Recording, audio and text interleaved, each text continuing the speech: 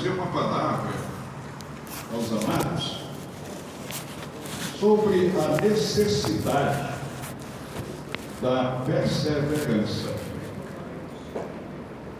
Nosso compromisso com Deus, ele não é de 10 anos, de 30 anos. O nosso compromisso com Deus é um compromisso da vida toda. Tanto é que Jesus diz para o pastor da igreja de Esmirna: ser fiel até a morte, e eu te darei a coroa da vida. De fato, há a necessidade de se pensar, de se falar e de se tomar em consideração a necessidade de perseverança. Porque a Bíblia nos ensina assim. E temos exemplos da Bíblia de muita gente que não perseverou, muita gente que começou bem, mas terminou mal. E não só no tempo bíblico. Atualmente, nós estamos vendo muita gente terminando mal. Todos os dias, os escândalos estão expostos aí, principalmente nas redes sociais. Pessoas graduadas ministerialmente, por exemplo, pastores presos por pedofilia,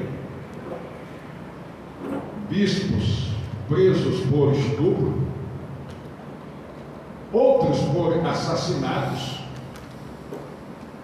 e assim se segue. Todos os dias,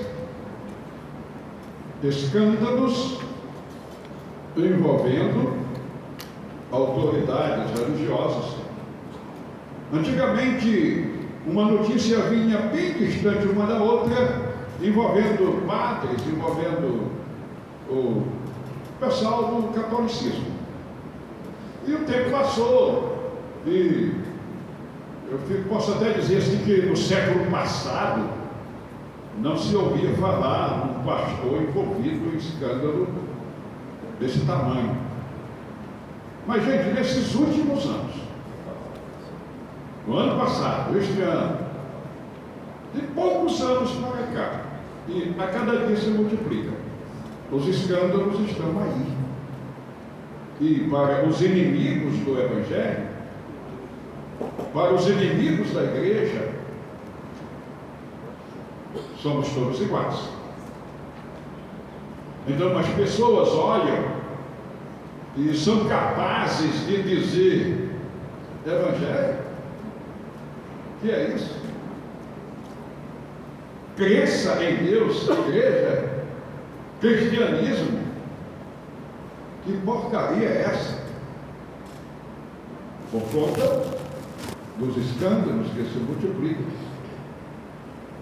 envolvendo nomes de pessoas graduadas das muitas denominações evangélicas e também do mundo católico.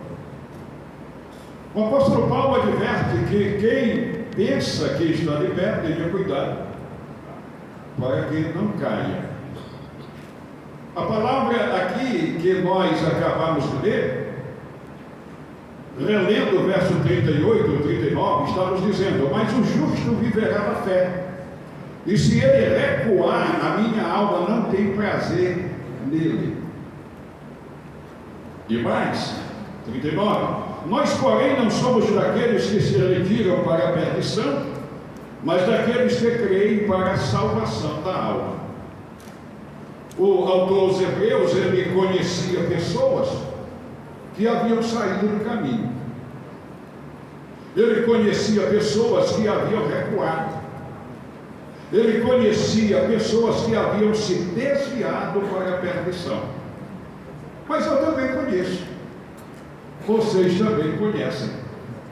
Aqui não tem neófito, aqui não tem ninguém que começou ontem Todos nós aqui temos uma longa carreira, uns 10 anos, outros 15, outros 20, 30, 40. Eu tenho 58 anos no caminho. Então nós conhecemos muitas pessoas que já trilharam o caminho lado a lado conosco e já não fazem. Pessoas que cantaram, pregaram, profetizaram e supervisionaram, pastorearam e já não fazem. Muitos se desviaram para a perdição. Agora, consideremos, esta não é a vontade de Deus. O Senhor, Ele nos deu a provisão necessária, suficiente, para trilhar o caminho a vida toda. Tanto é que a Bíblia diz que melhor é o fim das coisas do que o princípio delas.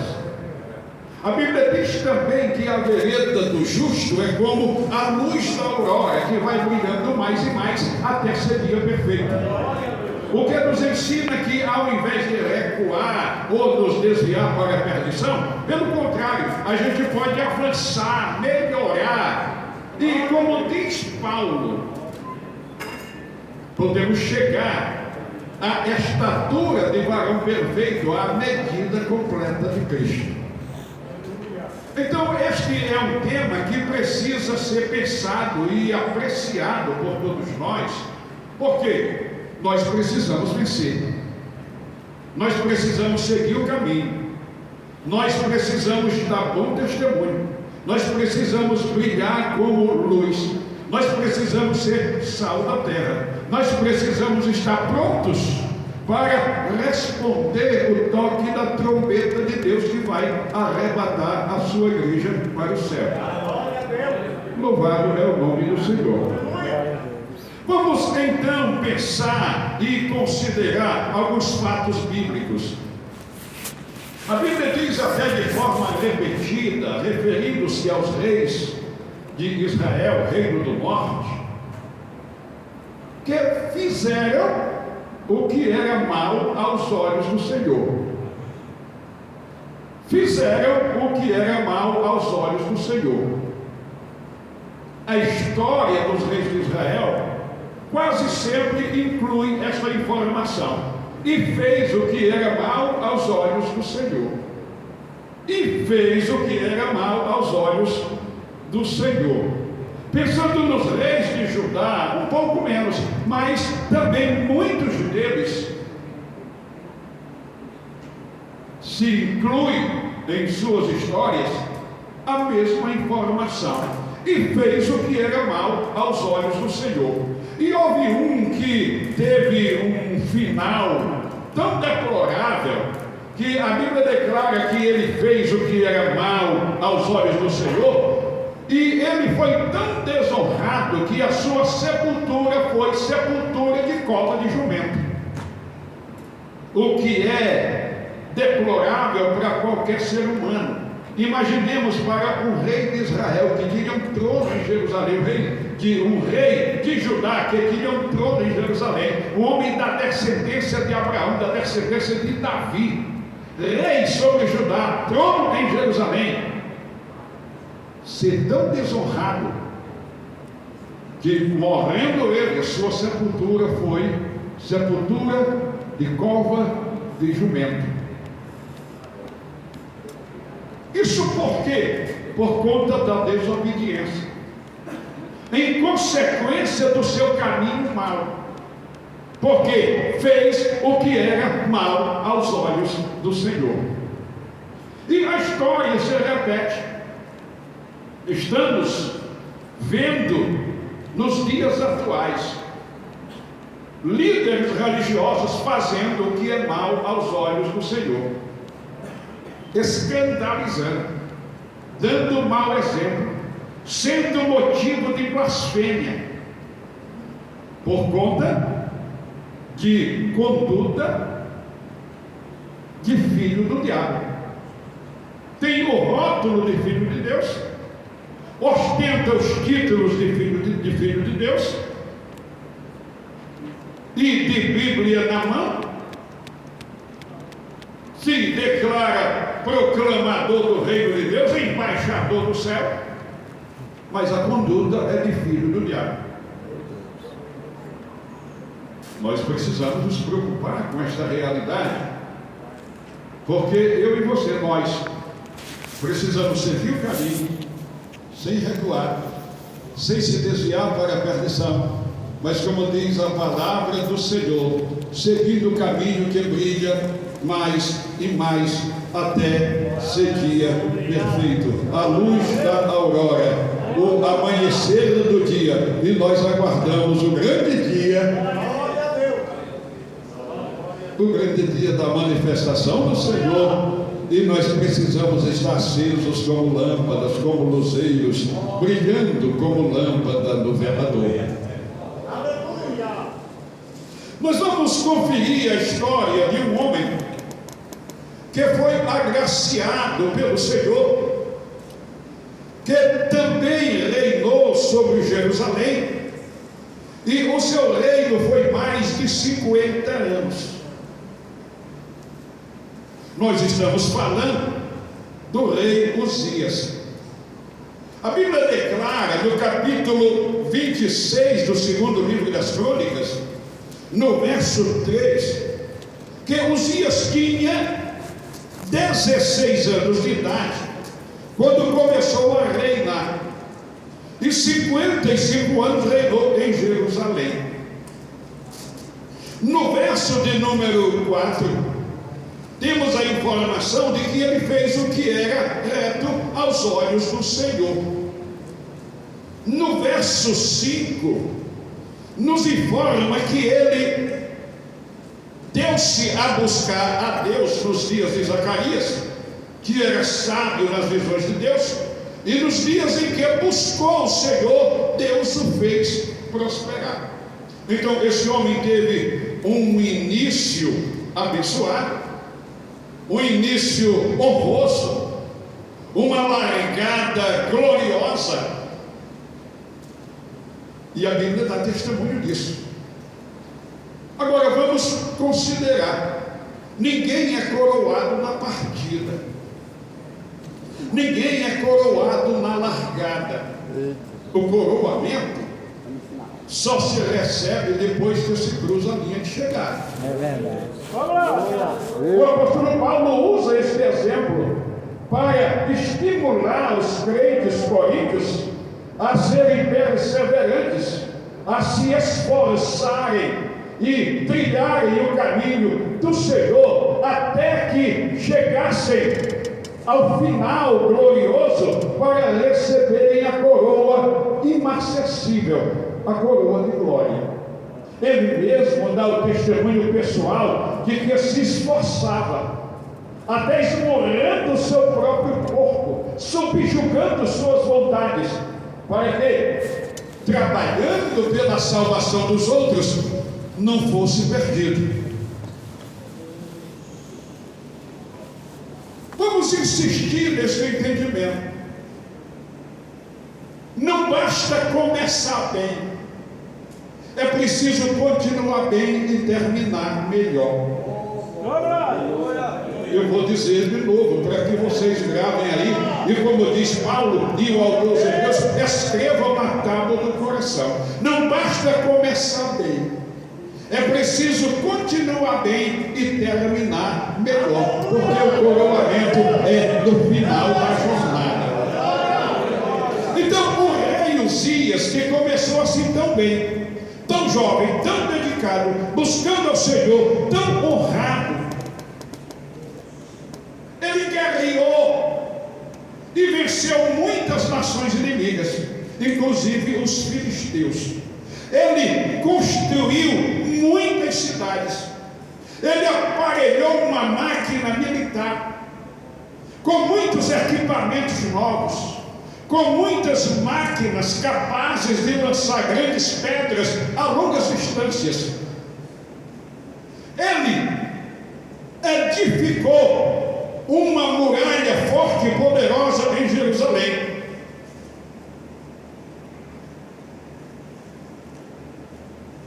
Ele edificou e construiu máquinas capazes de atirar flechas rochas e grandes pedras.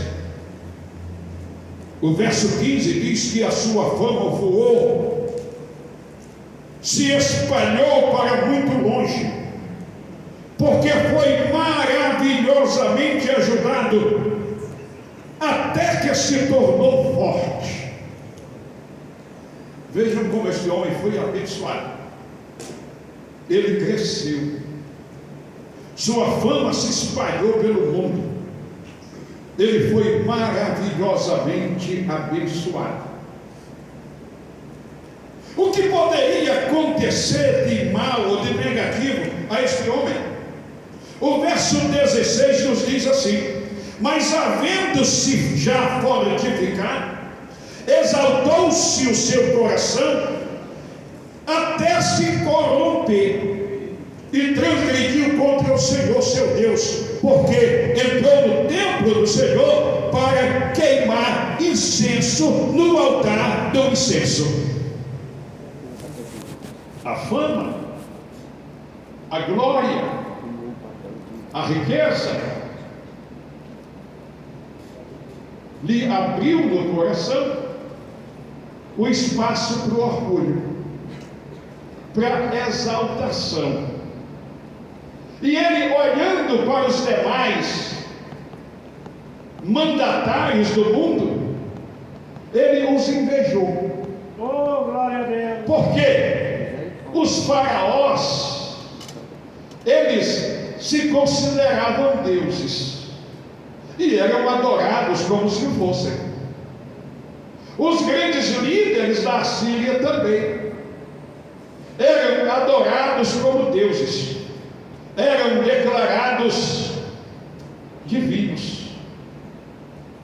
Os reis de Babilônia do mesmo modo.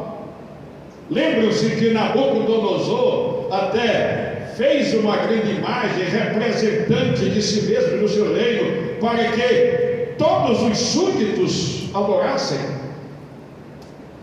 o que posteriormente também se tornou oficial em Roma. Os Césares romanos eram adorados nos templos como se fossem deuses. Então, o rei Uzias, claro que ele não chegou a ver esta situação entre os romanos, mas ele viu no Egito, ele viu na Síria, provavelmente na Babilônia também, e ele, havendo os invejado, ele também decidiu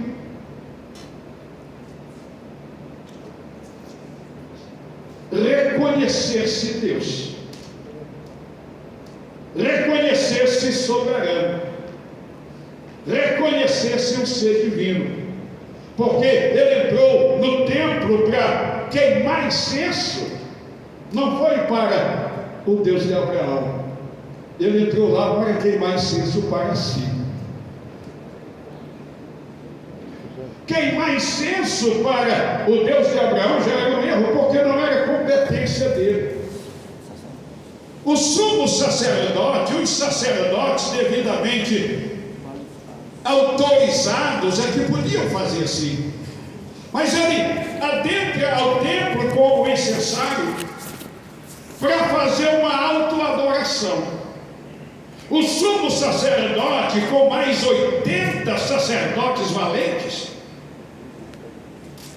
buscaram fazer o impedimento, tentaram interpelar o rei e o exortaram para que não fizesse aquilo, mas ele os resistiu.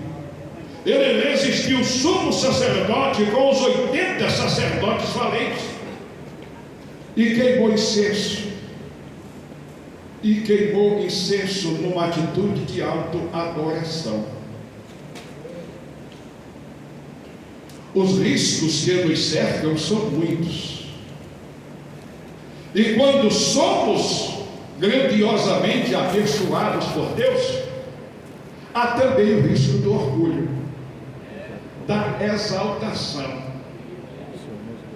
Quando a bênção chega na vida de um homem que ele é grandiosamente abençoado, ele é tentado até se sentir igual a Deus ou até mais do que Deus, como aconteceu com o querubim ungido que se converteu em diabo. Então o que aconteceu? Ele queima o incenso, mas enquanto ele oferece a si esta autoadoração, Deus o feriu. A lepra brotou na sua testa. O velho Pedrinho costumava dizer assim: o defeito está na cara. O defeito está na cara. Principalmente quando ele fazia uma analogia sobre os defeitos de um homem que o impedia de ser sacerdote. Quando chegava no nariz chato, né? Ele dizia: o defeito está na cara. É visível, está na cara, não tem como esconder. É visível, está na cara. Então Deus feriu na cara, feriu na testa do rei Uzias. O que aconteceu? Ele foi deposto do trono. Ele ficou recluso, isolado, permaneceu ainda com o título de rei por algum tempo, mas o seu filho é quem reinava em seu lugar.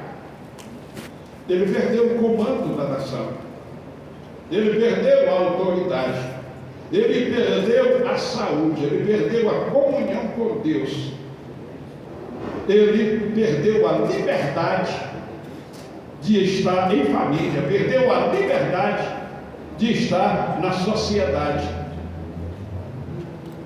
Ele ficou recluso. Passaram-se alguns anos e ele morreu. Aí nós vamos entender o porquê, pelo menos em parte, o porquê da visão de Isaías e o modo como ele faz a descrição de sua visão. Ele começa dizendo assim: no ano em que morreu o rei Uzias, eu vi o Senhor assentado no seu alto e sublime trono. Fico pensando que Isaías, em consequência da morte do rei Uzias, entendendo que Isaías era um profeta palaciano, entendendo que Isaías era príncipe de Judá também, quando acontece a morte de Uzias, Isaías entra em desespero. Judá está sem rei, não há rei em Jerusalém, não há rei em Judá. E como ele costumava dizer: ai de Jerusalém, ai de nós, estamos sem rei. Neste seu desespero tem um agravante, é que ele não estava muito bem com Deus também. Isaías também estava um tanto contaminado. Isso pode nos assustar. Isaías, o grande profeta messiânico, tinha problemas, tinha e graves. Então Deus se revela para ele, e Deus o confronta pela santidade de Deus, pela santidade divina. Ora, Deus tem muitos atributos, porém o atributo que foi colocado em realce, em destaque, foi a santidade. No ano em que morreu o rei Uzias, eu vi o Senhor assentado no alto e sublime trono. Penso que Deus passou para Isaías a seguinte mensagem: Uzias morreu, mas eu estou no trono. O rei de Israel sou eu, o rei de Judá sou eu, o rei de Jerusalém sou eu, o rei de toda a terra sou eu, o Senhor do universo sou eu. Isaías fica olhando, admirado, porque a glória Senhor enche a terra. Seu séquito enche o templo. E os serafins, eles têm 6 asas e eles voam. Eles voam. Eles voam. E a Bíblia diz, o próprio Isaías fala que cada um tinha 6 asas. Com 2 cobriam o rosto, com 2 cobriam os pés, com 2 voavam e diziam uns para os outros: Santo, Santo, Santo, Santo, Santo, Santo, Santo, Santo. E não venha me dizer que Deus é santo só 3 vezes, porque se a gente pudesse descortinar o céu, ou como diz aqui meu amigo Sóstenes, se a gente pudesse rasgar o céu, a gente ia ver os serafins ainda lá em cima dizendo: Santo, Santo, Santo, Santo, Santo. E se você puder adorar o Senhor nessa tarde e dizer: Santo, Santo, Santo, a glória do Senhor vai se manifestar.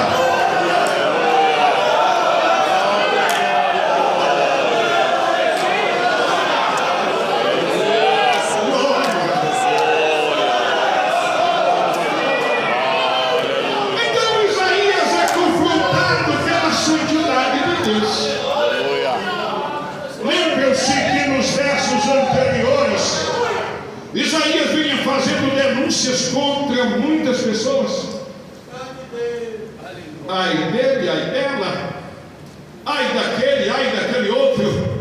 Eram muitos ais para todos os lados. E ele não dizia ai de mim, ai das nações. Ele pronunciava muitos ais e se esqueceu de dizer ai de mim. Mas quando a santidade de Deus focou em cima dele,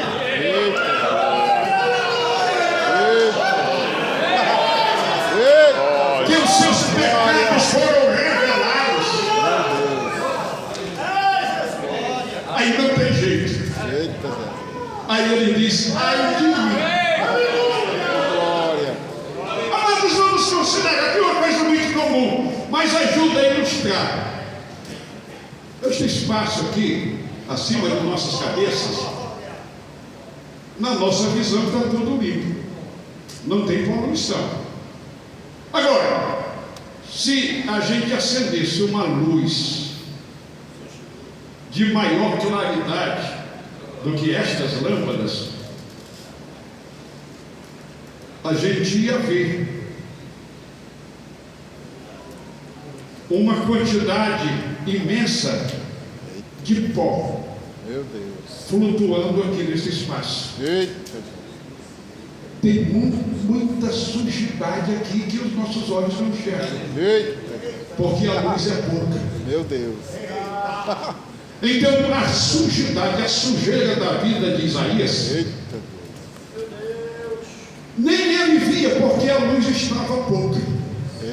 Mas quando Jeová acendeu o fogo da santidade sobre ele, aleluia, ele disse ai de mim, eu vou perecer, eu estou morrendo, porque eu sou homem de lábios impuros, eu habito no meio de um povo de impuros lábios, e os meus olhos viram o Senhor dos exércitos. Mas considerando ainda o fato de haver aqui uma poluição invisível aos nossos olhos por conta da pouca luz, vamos pensar assim, vamos trazer a realidade para mais perto de nós. Medita aí comigo. Se Deus acendesse agora aqui o fogo de sua santidade em cima de mim, em cima de cada um de vocês,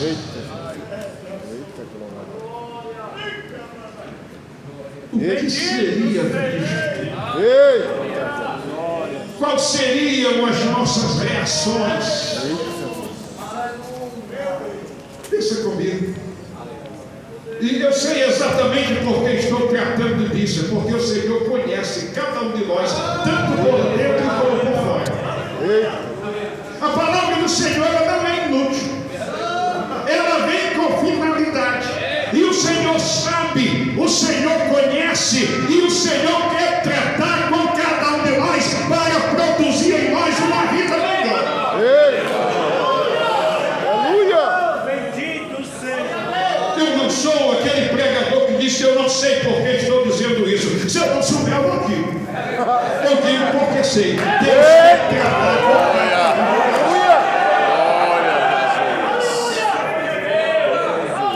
Feche os olhos um instante, medita. Considere aí os olhos de Deus olhando para você.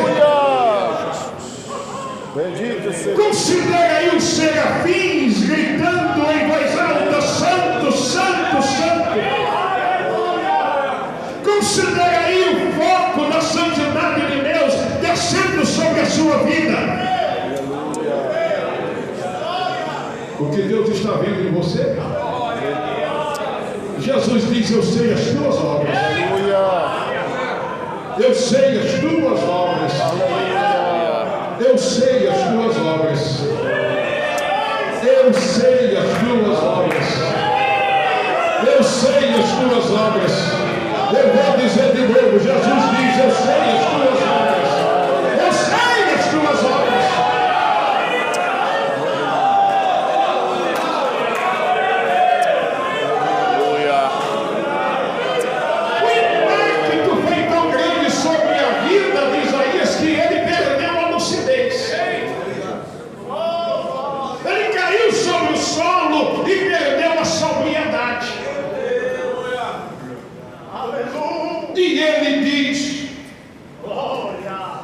Ele diz, e os umbrais do templo estremeceram, e estremeceram pela potência de uma voz que clamava. Ele via tudo estremecendo ao seu redor, pelo poder de uma voz que clamava, mas ele não tinha a lucidez para entender a mensagem da voz.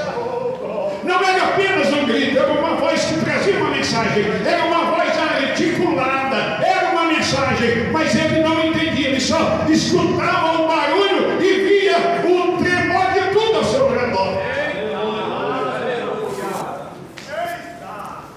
Mas quando ele faz a sua confissão, quando ele diz: eu estou morrendo, eu vou perecer, porque eu sou um homem de lábios impuros, habito no meio de um povo de impuros lábios, e os meus olhos viram o Senhor dos Exércitos. Aleluia.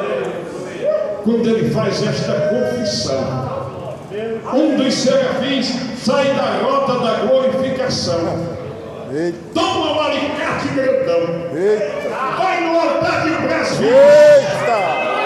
toma uma brasa, voa ao encontro do profeta que está quase desmaiado na terra, e esfrega aquela brasa viva nos lábios dele.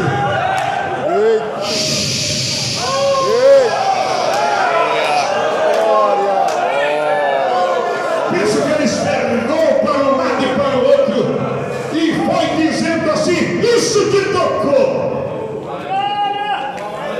Perdoado foi o teu pecado, tirada foi a tua iniquidade.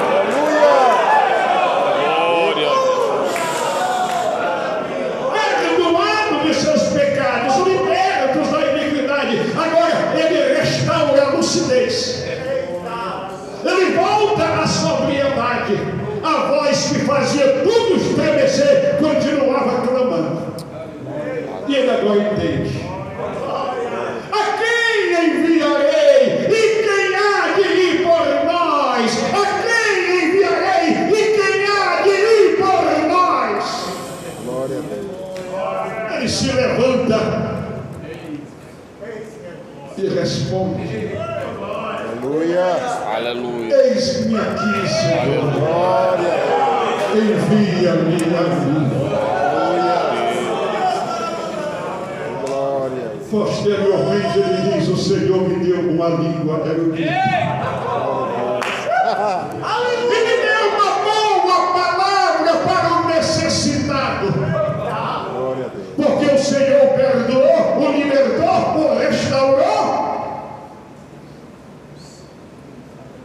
e acrescentou-lhe virtudes na santa vocação. Aleluia!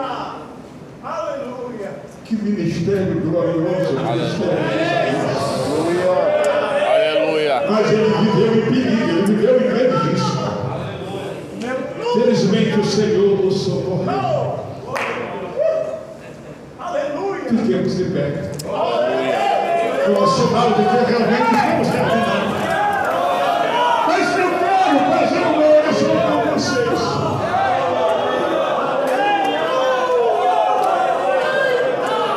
Aleluia! Glória a Deus.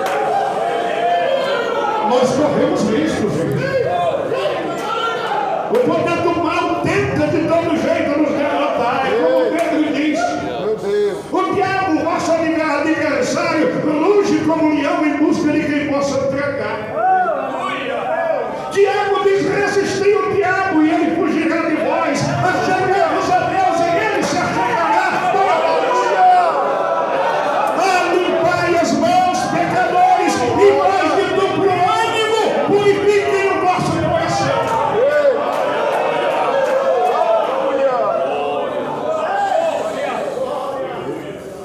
Quem precisa da ajuda de Deus?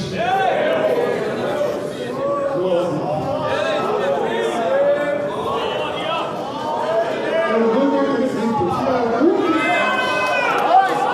é que possa dizer: eu não preciso. Porque verdadeiramente todos nós precisamos. Então nós vamos orar juntos. Você precisa da ajuda de Deus. Dá a mão aí ao seu companheiro. Dá a mão ao seu companheiro.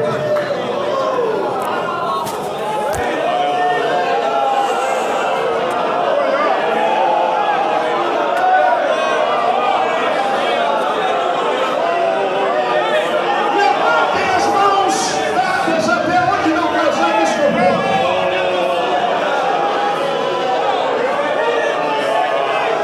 Fechem os olhos.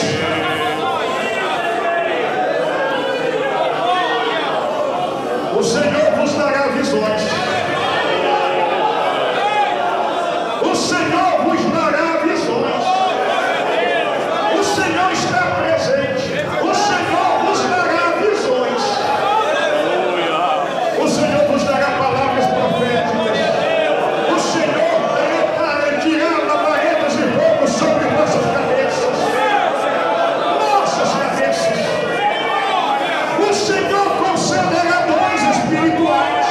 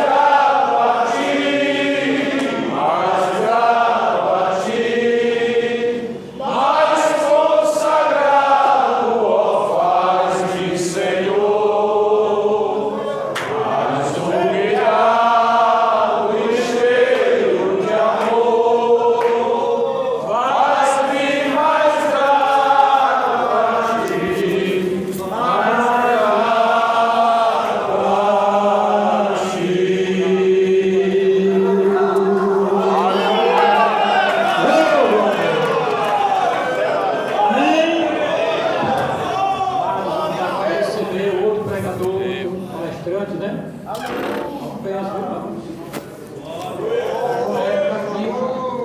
Houve uma época no Ceará que ninguém via o diretor da